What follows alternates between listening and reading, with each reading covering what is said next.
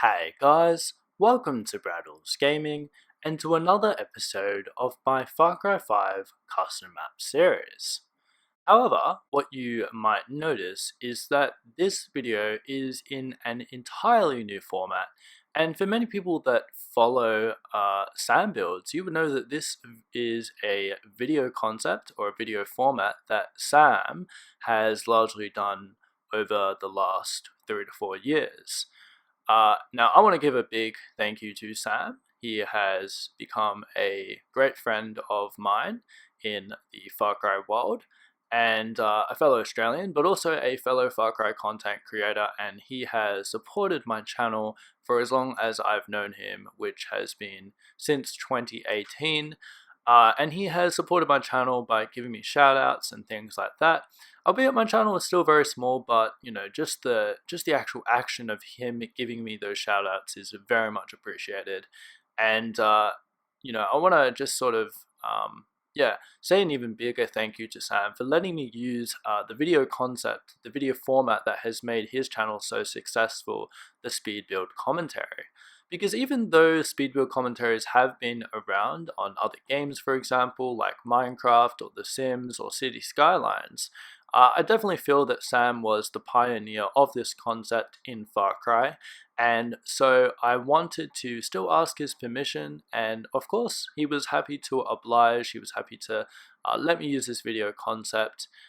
He acknowledged that he borrowed the concept himself from a different game or from a different YouTube creator, and so yeah, he said that he was more than happy to let me use this same video concept for my channel, which I'm really stoked about because it's such an engaging format. You guys get to hear my thoughts whilst I am building the map, and you guys get to see the map being built from start to finish, which I feel is a lot more exciting than just seeing the finished product like I have done in my other Far Cry custom maps that I have shown on this YouTube channel so far.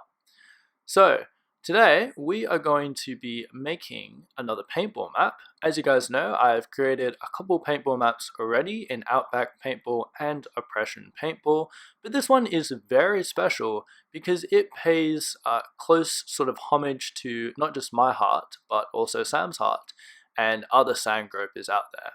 Sand gropers is a term for Western Australians. It's kind of like a slang term for Western Australians. And for those of you that don't know, I am from Western Australia, just like Sam. Sam and I actually live in the same city as each other.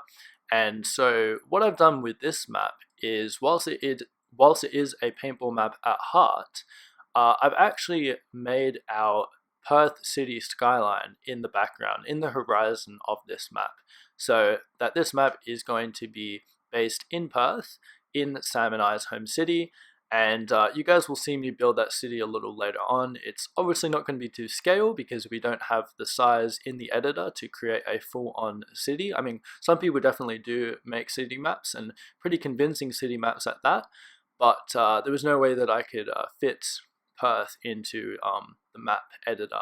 Also, I don't have the skills.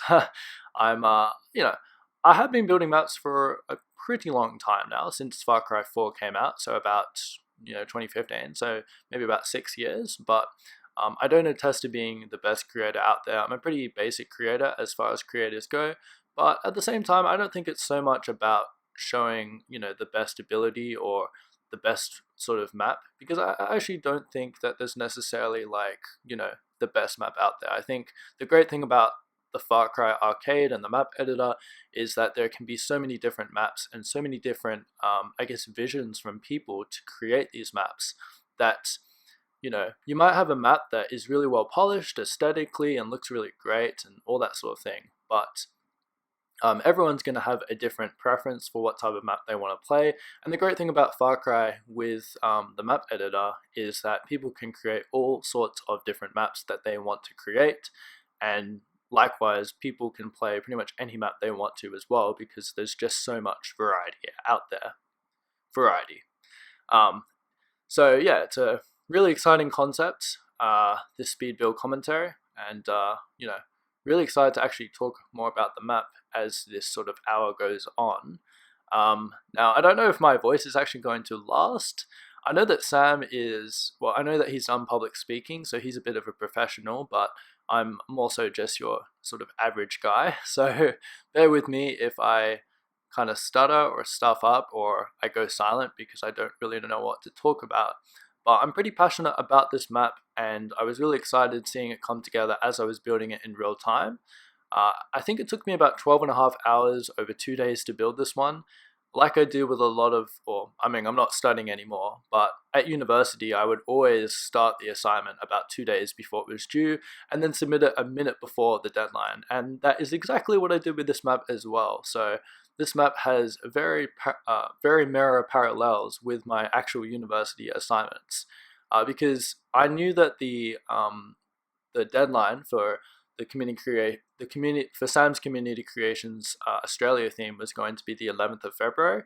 I wasn't exactly sure the time, but just to be sure, I submitted this map 1 minute before the 11th of February in West Australian time, so just to be safe. But yeah, there's a lot of university assignments that I've submitted at 11:59 p.m. the day before they were due, so literally a minute before they were due, which I just think is pretty hilarious that that has carried on over into Sam's Community Creations sort of competition here. And yeah, this is also a interesting map for me because this is actually the first solo map that I have made in Far Cry 5. So in Far Cry 4, obviously there was only the option to create solo maps, so that's all I did. I didn't really publish any of my maps in Far Cry 4 though. I kind of just kept them to myself, and if I had a friend over, then I would show them, but I didn't actually publish them. I think I published 2 maps. My first map, which is absolutely terrible, I can still remember it now. And then I also made another map called Maze of Despair in Far Cry 4, which, you know, I thought was pretty good, but it was also very hard. I made it probably too difficult. But there was also a sneaky way that you could bypass all the enemies that I also put into the map for any players that were a bit more explorative in that aspect.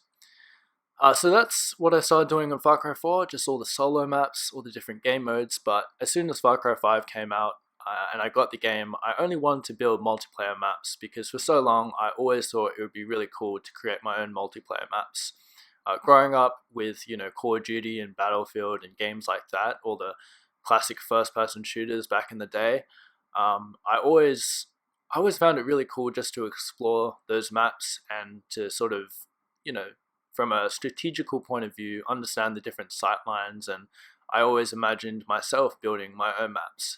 And even before I got Far Cry 4, which was my first official Far Cry, I would come up with ideas for maps, and I would draw up maps on my sketchbook at home, and just envision what it would be like if I was an actual, video game creator to create my own maps. So I don't know, I kind of always had the passion to, even though I didn't actually know about Far Cry, or that Far Cry had a map editor at that time, which probably would have been like, I don't know, 7-8 years ago or something like that. But yeah, there was definitely the drive for me to create maps.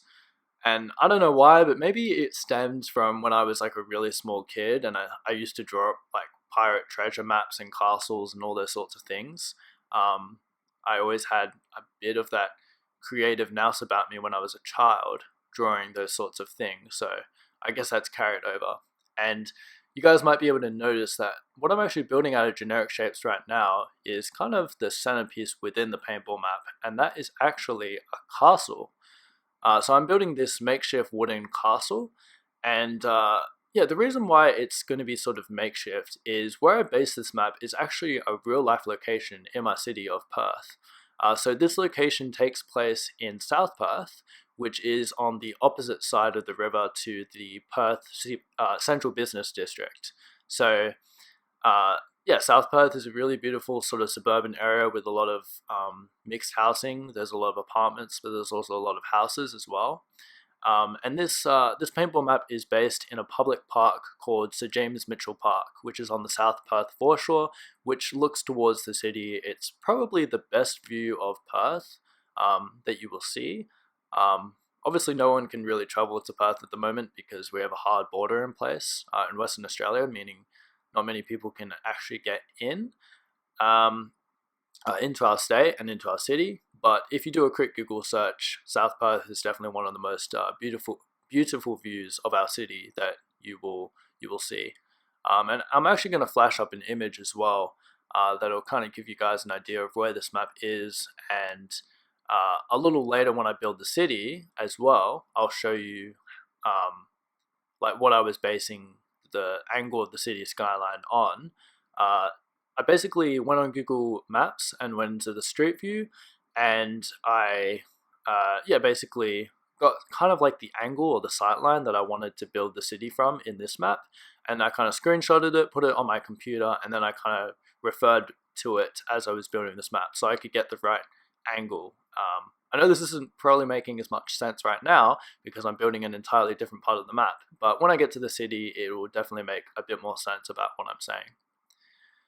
But here I am building the castle structure in the middle of the map. I kind of wanted to give this paintball arena a bit of a medieval, I guess, aesthetic to it. In my other paintball maps, Oppression Paintball and Outback Paintball, Outback Paintball was definitely based in a rural Australian setting with a lot of kind of junkyard type materials like barrels and wrecked cars and that sort of thing. In fact, pretty much the number one asset in Outback Paintball was just the barrels. So yes, yeah, the barrels, the barrels in repetition. Wow, I'm saying barrels a lot here. So yeah, Outback Paintball was very much that rural Australian setting. Oppression Paintball was a little bit more of a winter setting with the wall kind of representing oppression and intimidation and that sort of thing. So I kind of wanted to give Oppression Paintball a bit of a different feel to it, a feel to that map. And I called it Oppression Paintball because I was kind of basing the wall off the Berlin Wall, or any type of wall really, because I mean walls are made to separate, one area from another, and they're meant to be pretty obstructive so that you can't really bypass them, or you can't bypass them easily. So that's why I called Oppression Paintball and gave it kind of like that harsh winter setting with the wall and everything to tie it together to sort of perhaps Soviet Russia theme or something like that. But with this map, I wanted to kind of make it a medieval theme, just to kind of throw up a bit of a different idea. But I've also wanted to create a medieval map in Far Cry for a while. And although this is very simple, this is just like a makeshift medieval structure that you might find in a paintball map, in a real life paintball field. It's still got that castle theme to it. And I'm really proud with how this turned out because actually before I started building this map, I had no idea how I was actually going to go about creating this castle structure. I kind of just went along with it as I went. Well, I kind of just improvised it as I was building it, if that makes sense. I didn't really have a set structure for how I wanted the castle to turn out. I kind of just kept building and kept adding bits and pieces to it over time. And as I did that, I kept having new ideas. And I think that's one of the really great things about map building, the fact that you might have some sort of idea for a map from an original point of view. But then as you start building, you can make a lot of different changes over the map's duration, over the map making duration. And that's really fun because what you have is you have all these ideas pop into your head as you're building, which can really mix things up, but it's just really interesting to see the evolution of your map from start to finish and see how many different changes you made over the duration of you actually building the map. Now, what you're seeing me create here is actually arrow slits. So in castles, they have arrow slits so they can shoot arrows out of, but in this case, it's going to be paintballs. Now, this idea that I had to put these arrow slits on the side of these walls, which actually forms either entrance into the castle from either side of the map, is actually an idea that I borrowed from Vikings, the television series on the History Channel. In Vikings, in the raids to Paris, they try and attack Paris itself, which is this really formidable castle structure. and the Vikings have to enter kind of like this drawbridge, and yeah, the drawbridge kind of has like arrows on either side, so I guess the French troops can shoot into the drawbridge itself. I'm trying to remember it the best I can because I haven't watched that episode in years. But yeah, it kind of has this drawbridge structure, as you guys can see me filling the roof here, and it kind of is like a dark tunnel. And so the Vikings actually enter it, and then when they get to the end, they're kind of booby trapped. I don't want to spoil too much, but it's just a really cool sort of scene that has stayed with me. And yeah, that's kind of like the inspiration for the entrances of the castle on either side. And there's realistically about 4 different ways that you could enter this castle. So there's the 2 sort of drawbridge tunnel entrances on either side of the map, and then there's ladders on the side as well. Now what you can see me doing here is kind of creating the fortifications for the 2nd floor of the castle, and I've actually kind of made it look a bit more aesthetically pleasing. Instead of just having the squares, I've kind of made it a cascading sort of structure going upwards, and then put arrow slits in between each sort of I can't remember what they're called. They're like, I don't know, castle fortifications. I can't actually remember the term. I should know this because I was really interested in medieval history when I was like 7 years old. But that was a while ago as well, so maybe I shouldn't know it. Maybe it's okay to forget. But anyway, I just added a bit more of modulation with those castle fortifications, just to add a bit more interest for players, just to make it seem a little bit more, yeah, aesthetically pleasing and unique. And also accentuate that sort of that 2nd floor is kind of like a vantage point that players could consider going up, or yeah, just an interest point for, or a landmark for them to consider moving to. Now, one thing I do want to say about this map is that this isn't just going to be a solo map. So I originally built this as a solo map, as a bounty hunt map for a Speedbuild's community creations competition, but I have built this map pretty versatile so that it can be converted, easily converted into a multiplayer map as well. And the actual size of this map is roughly the same as Outback Paintball or Oppression Paintball. I didn't use the same template, so in Oppression Paintball, I simply just used Outback Paintball and then just changed the environment and changed the assets within the map, but the actual area of the map was exactly the same, and the environment outside of the map in terms of like the farmhouse and all that sort of thing was, and the runway and the airstrip was all the same. It was almost like you just changed the seasons from Outback Paintball to Oppression Paintball.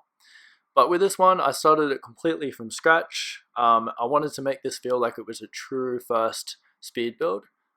So starting from scratch, if that makes sense. I didn't want to use an existing sort of prefabricated map template that I had created, I don't know, from long ago. So yeah, I wanted to make this feel like it was a true original first speed build.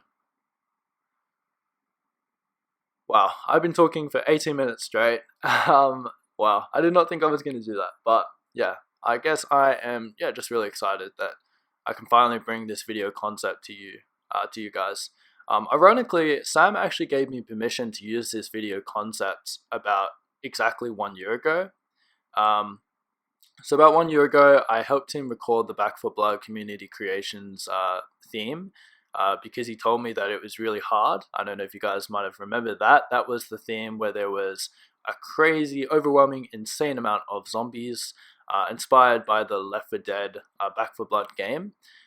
So yeah, he just wanted a partner for those maps. So considering we live in the same city and have the same time zone and are relatively free at the same time, yeah, I was happy to help him out in recording that. And yeah.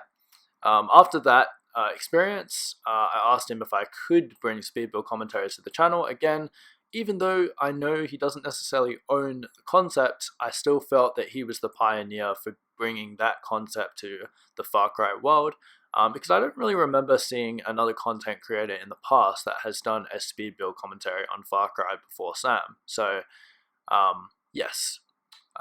Thank you, Sam, again, for letting me use this video concept for my channel. Now, you might have seen something a little strange just happen on screen, and that was that I flipped the trees and the path outside of the paintball arena to the other side.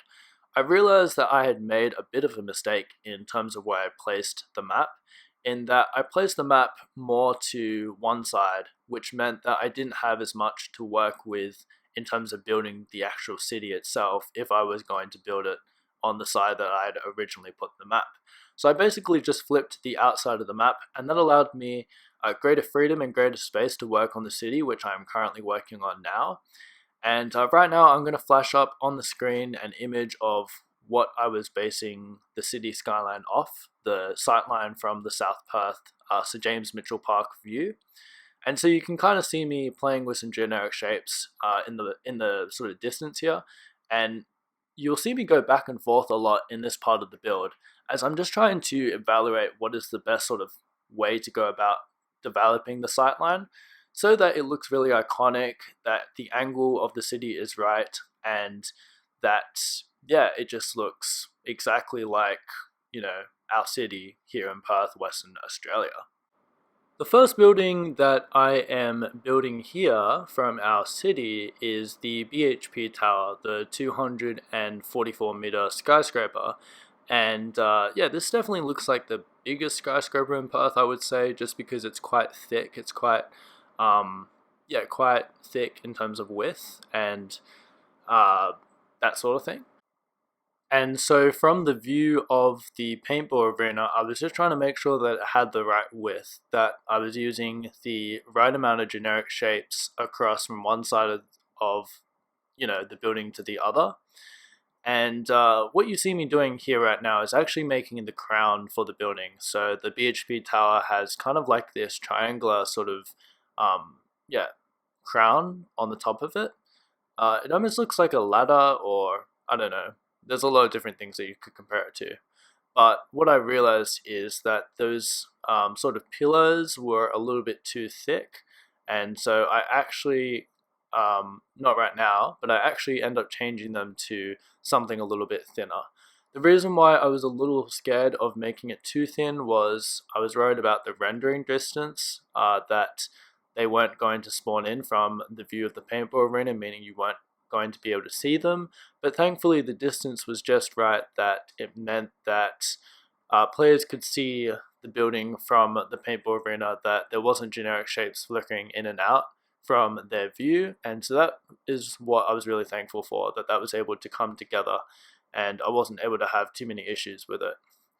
Doing the crown though, it was actually pretty hard because I didn't actually make the full building. I kind of just made like a two-dimensional version of it, meaning that players are only going to be able to see one side of the building.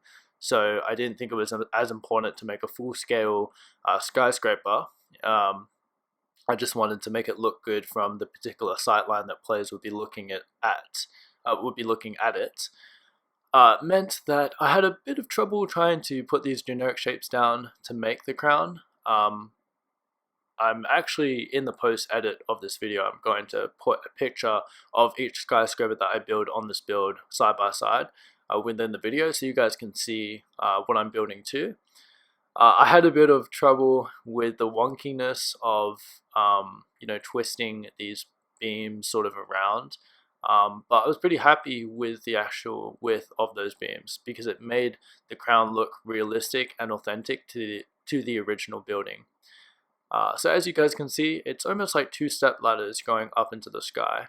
That's kind of what I've always referred it to as. But I guess architecturally it is a crown. It's not an antenna because it's not something that is erected from the roof of the building upwards. That is kind of like an add-on, but it's actually part of the building. That's why it's called a crown, I'm pretty sure. So yeah, here you now can sort of see me messing around with the textures of the generic shapes for this particular building, especially the crown. This is something that I spend a lot of time on, and probably a little bit too much time on, considering it's very far in the distance that players aren't really going to be able to see it too much. But I've given every player that plays the map binoculars, so they can actually zoom in on the building if they wanted to, and actually see that it is made of generic shapes. that might ruin this. That might ruin the immersion, but I also think it's just cool for players to be able to zoom in and actually see what I did to make the building, so that they could perhaps have some ideas for their own custom map creations as well. So you can also see me messing with the texture for the actual building itself. And I ended up going with the solar panels, the solar panel texture for the skyscraper, for the BHP skyscraper. The BHP skyscraper kind of has dark blue glass, so that was kind of my thinking. And I think the solar panels from a distance do kind of espouse that sort of aesthetic. I also put the sign, the BHP sign up, although I didn't actually put BHP up because the generic lettering was either too big or too small, and also I ended up not actually even putting any orange, which is what the sign actually is, because the rendering distance wouldn't spawn in that orange sort of sign, so I just decided to leave it as it was and not worry about it. But the actual building itself, the BHP tower, does look exactly like how it is in real life, so I was really thrilled with how that building came out. And now you can see me kind of taking the BHP building out and duplicating it to make a different structure. The structure that I'm currently creating now is actually a construction site currently. So I based this map in 2022. Or I think the Google Street View that I got was 2021, so let's just go with that. But this is actually a construction site, the one that I'm building right now. This is a skyscraper that's going up in Perth that is going to be 180 meters tall. And so you can kind of see me kind of put a black sort of texture structure here. This is meant to represent the core box of the skyscraper of the construction site that is going up. Yeah, so it's kind of got like a bit of a rectangular view, or a square view to it, as you guys can see. And then I made the texture a bit grayer as well, just to kind of represent that it's an unfinished skyscraper. Well, I'm not sure if people are going to understand that who aren't from Perth. There's not many people out there that play Far Cry in Perth, or even people who are in Perth. I don't know if they'll be able to see that that is indeed a construction site. They'll probably just think it's another skyscraper. But either way, it doesn't matter. It adds a bit of scale to the city skyline, a bit of diversity, and just makes it seem a little bit more realistic. You saw me playing around with a bit of a Watch Dogs asset there, but the problem with using a Watch Dogs asset, even the smaller buildings, is that they were still too large for what the actual size of these generic shapes were that I put down. So I just decided to keep duplicating the generic shapes that I had already put down from the two prior buildings. And here you can actually see me creating another one of our, pretty key landmark skyscrapers in Perth. This is QV1. I believe it's 163 meters tall or something like that. It's a bit more of a concrete based building, so as such I wanted to try and choose some sort of texture that was a little bit more lighter than the BHP building to the right of this one. And I also put kind of like an even brighter sort of top to it, because as you guys can see from the image on screen now, you can see that the QV1 building kind of has, I think it's like a window at the very top of the building. So it's concrete, but then there's like a window, maybe it's like an observation tower or an observation deck. I'm not too sure. I haven't actually been inside the QV1 building. In fact, I haven't actually been inside any of our skyscrapers. I've just gone past them a lot of times, either driving or walking past them, but I've never actually entered any of them. Or I might have entered one of them, but that would have been a really long time ago. And I've also entered another one that is kind of more to the more to the eastern side of the city. But that one I don't build in this particular map. You can also see me kind of creating a bit of an angle here to add a little bit more perspective and depth to the skyscraper, so it kind of has a little bit more of a side to it. And each building that I've made kind of has a little bit of a side to it, just to give players a little bit more of a realistic attitude towards the map, I guess, that those buildings are real, even though they're obviously not. They're just an illusion to make the map feel like it is based in Perth City. But yeah, it was just to add a little bit more of a three-dimensional effect to the buildings so they looked a little bit more realistic. And you can see me trying to add an antenna to the top of the QV1 building now, which is very much like it is in real life. The QV1 building does have an antenna. The fourth building that I'm creating here is the Woodside building, which is on the western side of the city. It's kind of like the last sort of building that you can kind of, or that is part of our central business district before to the west it kind of turns into Kings Park, which is this massive inner city park. Actually, the biggest inner city park in the world. So just want to put that there. Weird flex, I know. No. I mean, is it a weird flex? I don't know. But yeah, and then to the east is a lot of apartment towers and things like that. But yeah, this that was the Woodside building. Again, you can see me kind of just going back to the actual paintball field, trying to see what is the best place to actually place that building, so it kind of fits within the skyline and is what has the right placement to it. But also, you would have seen earlier I added those trees just to mask the rest of the city, so that way I didn't have to build the whole city. I only had to build a few of the key buildings to make it, obviously to make them feel like it's based in Perth, but obviously not have my work cut out for me that I'm basically trying to create every single building in the city, because that would probably be near impossible for me to do. That would take a lot longer than the 12.5 hours it took me to build this whole map. Here you can see me building the next big skyscraper. This is actually our biggest skyscraper in Perth. This is Central Park. This is the, it's called Central Park. Like, the skyscraper is called Central Park. But yeah, I think it used to be the St. George's building or the Rio Tinto building. In fact, I think it's still Rio Tinto, yeah. It basically just changes depending on which company has its branding at the top of it, which I think right now is Rio Tinto, which is a mining company, just like BHP. But yeah, so you can see me trying to recreate Central Park here. I actually think this is probably the weakest building in terms of how authentic it looks to the original. I tried my best, and that's what counts, I guess. And it's good that I have this building in here anyway, because obviously I need it to be in here, otherwise it's not a true representation of Perth itself. But this one is, I just think it's weaker than the other two because I don't think it looks as authentic to the original. And yet, I still think it looks pretty good, and I'm still really happy with it.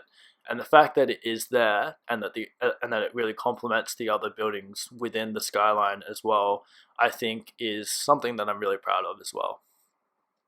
Just give me a second here. I'm going to readjust my seat. I'm actually sitting on the floor. I'm recording on a coffee table. And that coffee table I had to move before I started recording this because my legs do not quite fit in this space. So it's kind of uncomfortable, but that is okay. I'm still just very happy to be able to be doing this Speedbuild commentary. Now, the Central Park skyscraper kind of has a sort of cascading, I don't know how to explain it. It's almost like the Burj Khalifa, obviously a lot more smaller scale, but it's kind of like it cascades upwards. So it's thicker at the bottom, but then thinner at the top. And it creates a really interesting, I guess, geometric perspective that just adds a little bit of modulation to the building itself, but also the city skyline, and just makes it look a little bit more interesting, not just for players playing this map, but also as a civilian in Perth City. As I go past the city, it's really cool to see that as well. Now you'll see me building the third major skyscraper in Perth City. This is the Bank West Tower. This is actually considerably less than the Central Park and the BHP Tower skyscrapers. That BHP Tower, by the way, is actually called Brookfield Place, I'm pretty sure, is its actual name. BHP Tower is just because BHP owns the building, I'm pretty sure, and is the main tenant. But nonetheless, this is Bank West Tower, or 108 St. George's Terrace, I should probably be calling it, because that's its actual name. Bank West is, of course, just the main tenant. It actually isn't the main tenant anymore. It's actually South 32. But let's wind back on the Perth tour guide from Braddels Gaming and actually get back into what the skyscraper is in terms of the map. So this is the third major skyscraper in Perth. It's 214 meters tall in real life. And even though it's a little smaller than the two other skyscrapers, the position of it kind of makes it look kind of about the same size as the other two skyscrapers, or the other two major skyscrapers. So this one is, yeah, it's a really cool skyscraper. One thing you will notice about our three major skyscrapers is they all have some sort of triangular sort of geometric, I guess, image or shape to them. So it kind of makes our skyline kind of have a little bit of uniformity, but they're also all unique in their own ways. And you guys can see me, I just kind of completed it there, but what I'm doing now is I'm actually making it a little wider. The reason for that is when I made the original version of it just then, I thought it looked a little bit too skinny, and so I just added a little bit more blocks to the side just to give it a little bit more width and make it look a little bit more iconic and authentic to the original, which I was building from on that Google Maps Street View image. And you guys can really see the city skyline shape up now with all the three major buildings in there and a few other smaller buildings coming together to really give it that Perth city skyline aesthetic, which I was going for. And I'm so happy to bring this into a Far Cry map. This is something that I've been wanting to do for years, but I just wasn't really sure how to go about it. And so thankfully, I had not really too many issues with actually making this. I actually got the scale really nice and the angle probably perfect, I would say. And each building, looks pretty much like what it looks like in real life. So I was really happy with how this turned out. And now with the city done, you'll just see me actually filling the actual paintball map with things and also finishing the castle as well. But the castle pretty much is already done. Now you can actually just see me creating a lot of different walls and fortifications and different structures that players can use as cover in the map. And I still wanted to maintain that medieval theme, so you guys can see me creating some sort of castle walls on the ground itself. One thing I also forgot to mention, I realized that this speed build is going by really quickly. I've actually sped up the footage 10 times, and so I've noticed that whilst I've been talking, there are some parts of the build that I've missed talking about. You guys will see a sort of river to the right. That's a fairly basic river. I didn't really put too much effort into it. It was more so just to add water between the South Perth foreshore and the Perth CBD. In the distance, because in real life, South Perth, like I said earlier, is on the opposite side of the river to the Perth CBD, and so I wanted to kind of give players kind of like that reflection of the water between the paintball map between the South Perth foreshore to the city skyline. So I didn't think it needed to be overly complicated, so I just kind of used the set to height tool and basically made a big sort of trench and then filled it up with water by going into the water tool on the terrain section of the map editor and increasing the ocean level to about 57 or something like that, and then changing it to actually dark brown. So the water's not dark brown in Perth, it's dark blue, and it's pretty clear water. Well, it's not really clear water. If you go swimming in it, yeah, it's not the greatest water to go swimming in, but driving past it, it does look really clean and really nice. But for whatever reason, I actually thought that the surface color of the dark brown water texture in the editor actually looked pretty similar to what the color of the river is in real life. So that's what I selected there. So that's the water. I've also added trees around the paintball map. That is to kind of just hide the rough edges of the larger world, the emptiness that I obviously haven't bothered creating because I didn't see a point in actually doing so. And then the specific location where I've actually based this map also has trees in it. And I've used the mango trees, a mix of the mango and the savanna trees, to kind of give it that Australian sort of theme, I suppose, that Australian vegetation type of theme, if that makes sense. So yeah, the trees do a really great job to mask the sort of ugly nothing parts of the map that don't have anything in them, but they also help to really emphasize the city skyline, because there's really big trees where the city skyline isn't, and that's intentional just to really show players where the city skyline is and for them to see that landmark in the distance and to be like, oh, wow, that's really cool. And especially for Sam when he plays this, or any other Sam group, any other West Australian, if they play this map, they'll be like, wow, that's Perth, that's awesome. So yeah, I just wanted to give it a little bit of that wow factor. But even for people that aren't from Perth and don't know our city skyline, I still feel there's a bit of a wow factor just to be able to see a city in the background in the horizon. I think is pretty cool. So hopefully it'll have that same effect. As much as it did when I finished creating that city, I looked at it and I just looked at it for 10 minutes and was like, oh my goodness, oh my goodness. I was so proud of how it came out. So yeah, very satisfied with the result of the city in the background. Now back in terms of what is actually happening on screen here. So again, as I said, I'm just filling up the paintball map. I'm trying to continue the medieval theme. What I've actually created here are these things called mantlets, which attacking sort of factions would use. When they attacked castles, they would surround the castle with mantlets. And mantlets were basically just fortifications that siege attackers could use to hide behind, and they could also shoot arrows through, and that is why there is an arrow slit in the middle of those mantlets as well, so players can shoot not so much arrows through them, but in this circumstance paintballs through them. So yeah, really pays homage to that medieval theme, but also yeah, is a really great cover for players to hide behind, but also to shoot through at the same time. And so you can see me just duplicating them and just populating them and changing the angle of them slightly, just to give players some different sight lines. Like I said earlier, this isn't just going to be a solo map, this is going to be a multiplayer map. I'm going to convert it into multiplayer a little later on this month. So for now it's a solo map, and it gives players, when they're playing this map in solo, a lot of places to hide behind. But in multiplayer, it's also going to give, it's really going to allow players to have a lot of different sight lines to shoot enemies at, and a lot of different covers to hide behind as well. Now, because this is a solo map, what I've done is I've made it bounty hunt, so there's 5 targets on the map that players have to eliminate, but there's also other enemies as well.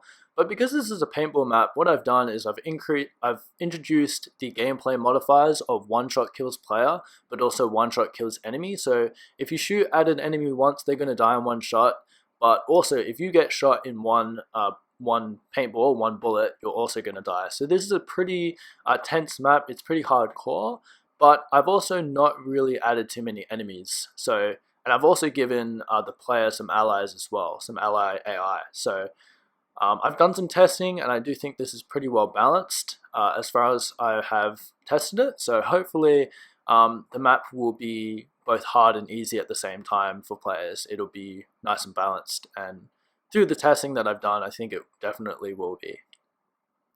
The funny thing about this map though is, whilst it took me 12.5 hours to complete, it only really takes me about 3 minutes to actually complete the map. So it's very much a bite-sized experience. It's very short, but you know, as is paintball, you'd probably want it to be pretty fast-paced anyway. You wouldn't want it to drag on, and especially because of that one-shot kills player modifier, I didn't want to add too many enemies that would make the map seem a little bit too long and a little bit too tense. I kind of wanted to just have that balance that players could, you know, realistically achieve this map, but at the same time they still had to be quite careful with how they moved around the map, and they had to be constantly aware of where the enemies actually were, so they weren't just running around a corner and being shot from all sorts of different directions, just like in real life paintball. Now you'll see me creating these different sort of fortifications. These are a lot smaller, and yeah, they're just to add a little bit of modulation, a little bit more variety into the map for players, so that they have a little bit more options to hide behind and use on this map, so there's a little bit more interest for them, I suppose you could say. And I just sort of space these out in sort of the gaps. Another thing that you would have seen me do is I've created sort of some structures from the Assassin's Creed Black Flag category, just to save myself a bit more time. And yeah, they're basically just each team's starting base for multiplayer, but also in this map, it's where, well, the player spawns on one side of the map, and then the AIs kind of spawn on the other. And also, what I really like about this Black Flag asset is, yeah, it's just a really nice fortification. It still kind of looks medieval, but it also has, yeah, some nice spikes to it. It looks quite good, and it's also a really good sort of fallback position as well. Or if you choose the sniper class, you can kind of just stay in that part of the map and just snipe enemy enemy AI from quite a distance away, which is really fun to do, as I've also tested. Finally, you can actually see me adding the AI. I decided to add AI that had sunglasses on because I wanted to kind of make them seem like they had some sort of eye protection like they would in actual paintball. And so I went with these dudes here. I can't actually remember what they're called. They flick up on the screen, and because this is 10 times sped up, it's quite hard for me to track what the actual name is. But if you guys want to pause, you'll be able to see what that enemy type actually is. And then in terms of the allies, I kind of just gave the player some sort of militaristic sort of allies as well. So yeah, you can kind of just see me testing the map a little bit here. This was just to sort of kind of understand the different behaviors of each AI, just to see how, I guess, attacking or defending they were. So I think I went with like assault defenders or something like that, something along those lines. Enemies that wouldn't be super aggressive, but enemies that wouldn't be super defensive either. They would have a nice balance to them. So it wasn't going to be too overwhelming for players, but at the same time, it was still going to be a good challenge for them to take those enemy types out. Now, during testing, I noticed that these AI would climb or automatically climb to the top of this sort of, I guess, roof structure here. And I didn't want any AI or players actually up here. I only wanted players and AI to use the central castle structure as their, sort of vertical vantage point. The reason for that is that I felt if players and AI were able to use this part of the map, it would kind of just take away from everything else. I was really trying to emphasize the interior or the second floor of that middle castle structure, or alternatively for players and AI to use the fields, the other parts of the map either side of the castle structure. Now you can kind of see me playing with the control zones for the enemy AI and also where I'm going to be placing the targets. So people watching this video up until this point, you actually get the inside word that all the 5 targets are located within this central castle structure. So I think I put three targets on the top and then 2 targets underneath. So yeah, there's your tip. That's where the targets are for this bounty hunt map.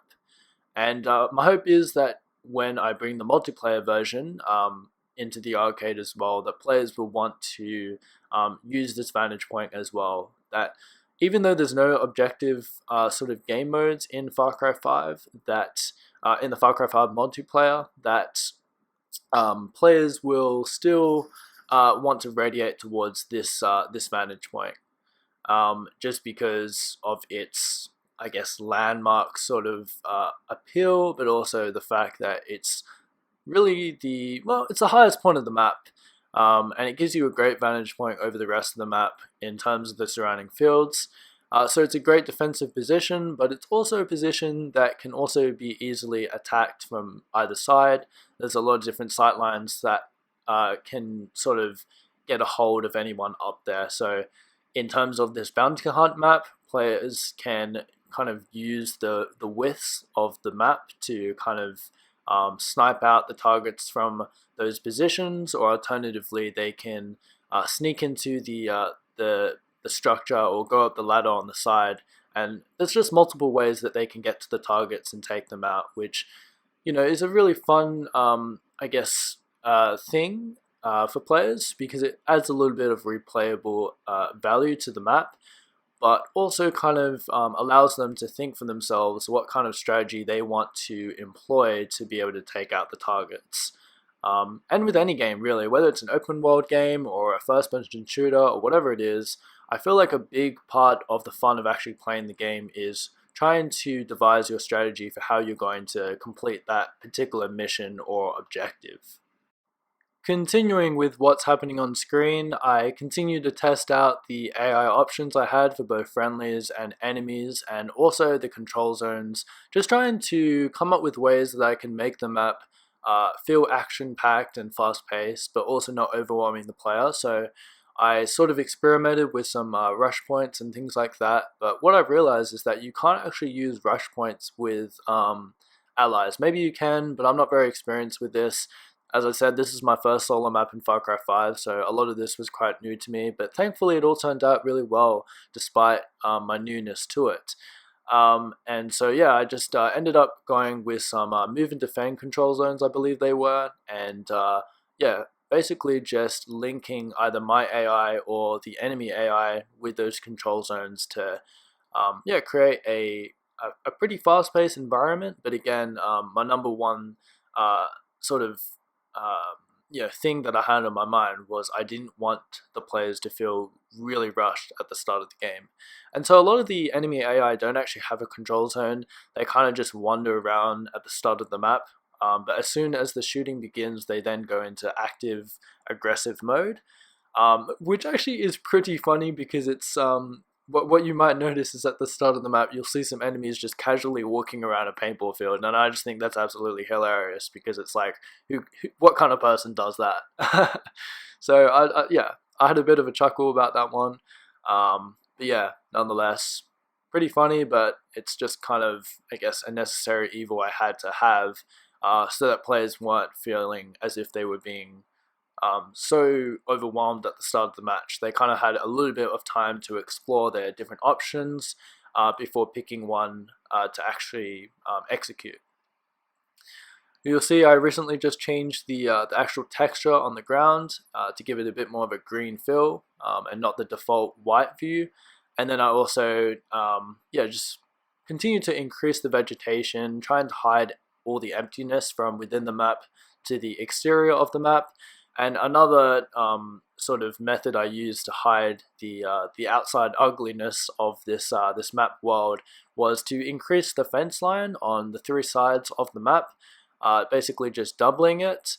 That was, yeah, for that very reason, to hide the outside world, but also realistically I don't think there's any possibility that you would have a paintball field in the location that I've based it in real life. There would just be too many regulations and permits and all sorts of debates and things that would probably mean that it just wouldn't be possible in the current setting, because it's too close to a suburban area, it's in a public park, and there'd just be too many noise complaints and all sorts of things like that, I guarantee. So for realism, I have actually increased the fence line double on three sides of the paintball arena, although not on one side, which definitely makes it unrealistic, but on the three sides, just to add kind of like that realism that if there was a paintball arena to be based in this location, that it would have the necessary protection from people walking by, walking their dog, or residents or whatever. Now you guys can actually see me changing the textures finally of the generic shapes within the paintball arena. So I'm trying to select all the generic shapes, and just to make it easier on myself, I decided to make them all the same texture, which was kind of this, I think it's called Wooden Parquet 9 in the textures for the generic shapes custom properties section. And yeah, that gave it a really nice sort of wooden texture to everything, kind of made it feel like it was a makeshift sort of pop-up paintball arena or field. And also I really liked the wood that I selected as well. Yeah, it just made everything look really nice and make the map pop, and yeah, look nice aesthetically, but also look, I guess, medieval authentic, but also modern authentic as well, because this map is of course based in modern real life and not medieval, old history.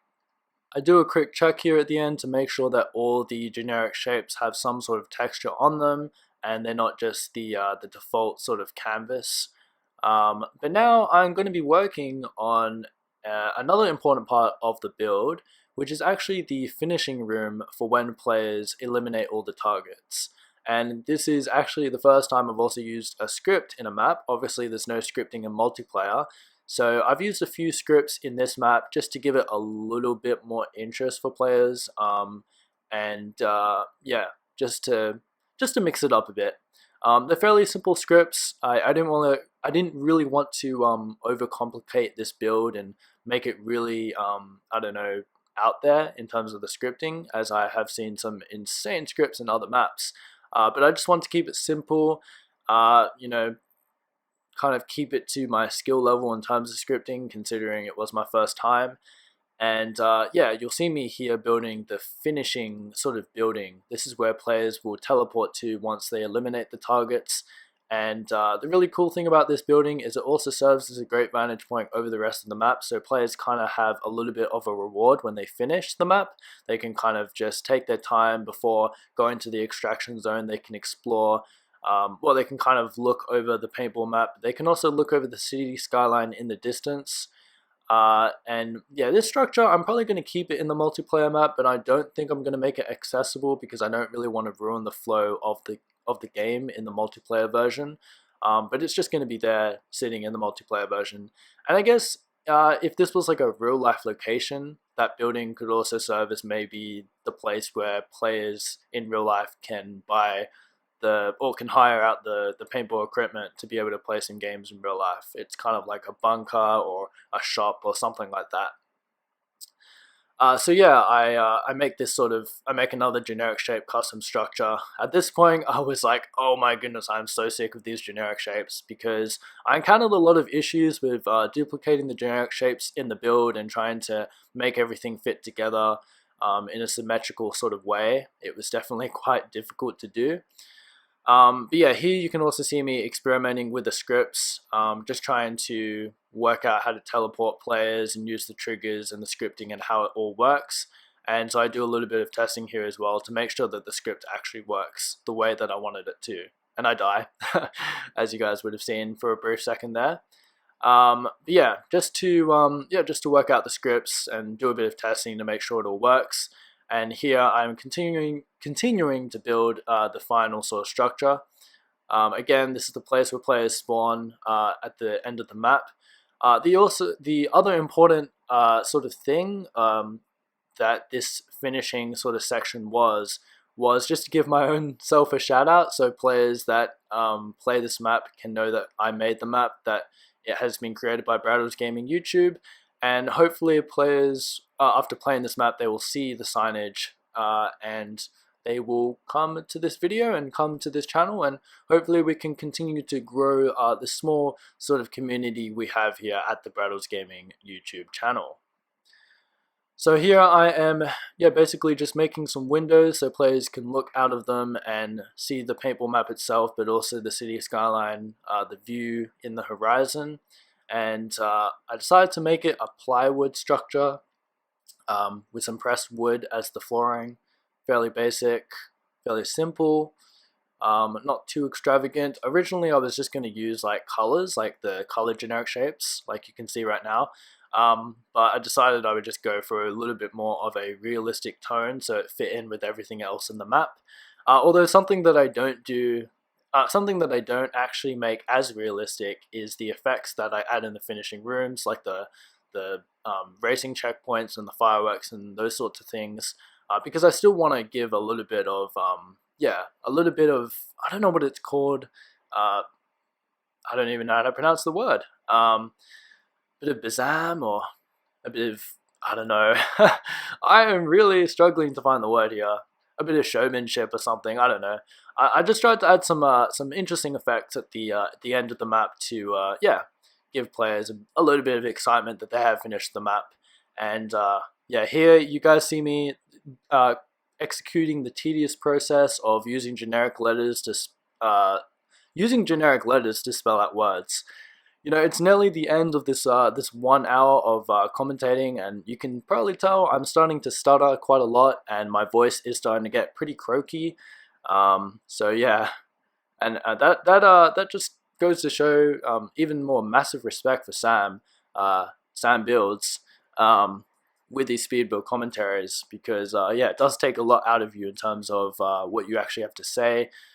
These videos are really fun to do, they're really easy to do, but they're also very exhausting in terms of the voice. My voice is really starting to struggle now.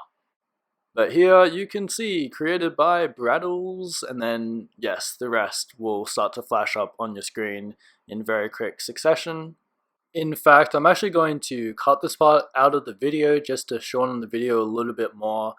Besides, this part of the build is very mundane. It's just me putting words together and then putting them onto the generic shapes. So yeah, I'm going to cut this part of the video out just to make the video a little bit more smoother in terms of the viewing, and there's a little bit more things that I want to show you in terms of the actual build. So let's skip this part, and you see what it says at the end anyway, because I'll be doing a bit of a solo walkthrough, but you guys probably get the idea of what I'm doing here anyway. Just kind of promoting myself, but also there's a bit of a sneaky sort of custom message that I put in the next room that you guys will get to see at the end of the video. And so here we are now making the loadouts. I feel like I'm probably going to use the same loadouts for the bounty hunt map that I'm going to be using in the multiplayer version. And so I tried to give each class a bit of a difference, but also in terms of their name kind of, adjust the weaponry accordingly to that status. Originally I called the first class Grunt, but I thought that didn't sound as nice, so I changed it to a bit more of an appropriate name in Soldier. And so there's Soldier, Sharpshooter, Commander, and Hardcore. So Soldier is kind of just your conventional class. They spawn in with an MP40, and of course I've silenced all the weapons to kind of give them a little bit more of that paintball sound, or paintball gun sound. The Sharpshooter class, originally I added an SVD, but instead I decided to put the MS-16 Trooper in there with an enhanced Ranger, so it kind of gives players that ability to be able to use the MS-16 as a sniper, but at the same time to be able to use it as a close quarter weapon if that's what they want to do as well. The third class was the Commander class. This was with the fully automatic Vector. We're actually not allowed fully automatic weapons in Australia, but I thought, you know what, stuff it. I love the Vector. I know a lot of other people do as well, and this is of course just Far Cry. So the jurisdiction of gun laws do not apply in Far Cry. So yeah, take that, regulations.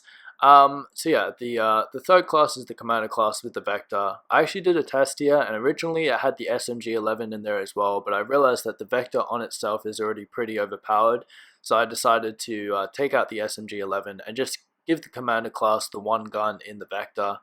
The other classes are accompanied by sidearms in handguns, as you guys can see there on screen.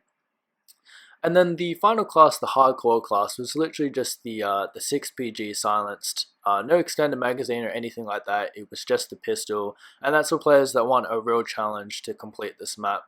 Both in the Bounty Hunt version, which is what this map is right now, and later this month when I release the multiplayer version for players that want to have a little bit more, perhaps bragging rights, that they're able to kill people with a pistol. I don't know. It's just there, and it's just an idea I had. I wanted to, like with a lot of my maps that I make, I want to give players a lot of different options in terms of what they can use, in terms of what guns they can use. So yeah, there was that. And so here you can finally see me just raising the fence line for the other side of the map that I hadn't done previously, just to hide what is basically nothing out there, because obviously I'm going to make the city skyline in the distance and that sort of thing, and the trees, but beyond that I didn't really want to create anything else, because I thought that would just be simply wasting my time that I didn't need to waste. And like I said earlier, I literally built this map 2 days before the deadline, or literally right before the deadline, so I didn't really have as much time to be as ambitious as I might have been if I had a bit more time. Although in terms of what more I could have put in this map, I don't think there was a whole lot more.